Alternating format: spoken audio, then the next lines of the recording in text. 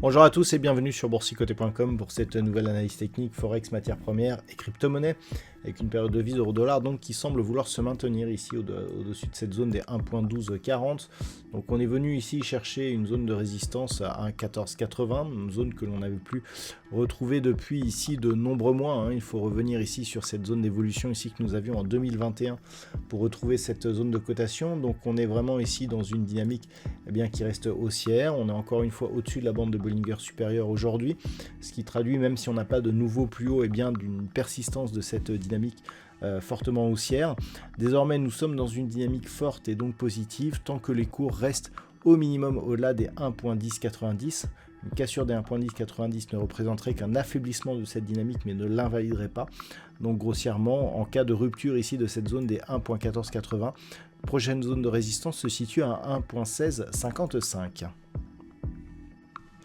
Sur la paire de devises livre sterling contre dollar américain, nous sommes toujours là aussi sur une dynamique haussière. On avait testé dans un premier temps ici cette zone des 1.3140. On la recasse aujourd'hui, mais en évoluant un peu plus longtemps au-delà de cette zone. Donc on persiste à évoluer d'une manière haussière. On a un dollar qui est toujours baissier actuellement. Donc clairement, les prochains objectifs se situent désormais ici sur 1.3270. Des zones que là aussi nous n'avons pas revues depuis un certain temps, puisque lorsque l'on se replace ici sur de l'hebdomadaire, on se rapproche ici de points hauts qui avaient été marqués l'année dernière, donc au mois de septembre. Et si on cassait cette zone, donc sur des niveaux proches des 1.34, on aurait des niveaux que l'on n'a plus vus depuis, c'était l'année 2022. Donc ce niveau ici est à surveiller. Donc globalement, pour l'instant, on reste ici dans des zones de cotation, mais si on vient ici rechercher cette zone donc qui se situe exactement à 1.3420, on aura un très fort signal haussier d'un point de vue moyen terme. Sur l'or, pas de nouveau plus haut aujourd'hui, mais une dynamique haussière qui reste intacte depuis ici la cassure de cette zone de résistance qui se situe à 3166 $ l'once. On continue ici à évoluer. Prochaine zone de résistance liée à une extension de Fibonacci qui se situe ici à 3290 $ l'once. On reste dans une dynamique haussière forte sur le métal jaune avec une zone de support possible ici sur 3165 $ l'once. Au niveau du pétrole, on se stabilise ici dans une zone entre 62 et 59,70 $ le baril, donc un pétrole qui reste relativement bas. On craint une baisse de la demande, notamment liée à une baisse de l'activité liée à la mise en place des barrières douanières.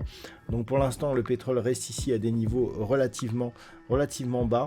Il faudrait repasser au minimum au-dessus des 65,50 $ le baril pour pour commencer à donner des signaux d'une éventuelle sortie de cette dynamique baissière. On en est relativement loin actuellement. Attention, ici une rupture des 56,60 nous ouvrirait des perspectives assez éloignées à 53,20 $ le baril, donc sur le brut léger américain. Et enfin sur le Bitcoin, comme sur de nombreuses crypto-monnaies, on est plutôt ici dans une phase de remontée. Il semble que l'on arrive à tenir ici au-delà donc de cette zone des 83 200 $ pour un Bitcoin, au-dessus de la moyenne mobile 20 exponentielle. Donc il faudrait qu'on vienne au minimum ici sur la bolle supérieure et casser cette zone ici des 89 100 $ pour un Bitcoin. On avait déjà eu ce type de configuration ici. On était bien resté ici au-dessus de la moyenne mobile, mais sans parvenir à venir au contact de la bolle supérieure. Donc pour l'instant, c'est exactement la même chose. Donc on peut considérer que l'on est toujours dans un flux baissier. Certes, des signaux d'affaiblissement sur cette dynamique apparaissent, mais pour l'instant, il n'y a pas de signal de retournement. Donc ça reste baissier actuellement et donc nous pouvons considérer que nous sommes actuellement sur un rebond technique. Attention, une rupture, je le rappelle, des 77 800 serait un mauvais signal donc d'un point de vue court terme, puisqu'il aurait comme objectif l'ancienne zone de point haut que nous avions eu ici l'année dernière, donc entre 72 et 74 000 $ pour un Bitcoin. Voilà donc ce que l'on peut dire sur l'analyse technique de ces principaux actifs de marché. Je vous souhaite de passer une très bonne soirée. On se retrouve dès demain pour d'autres analyses techniques, toujours sur le site boursicoté.com.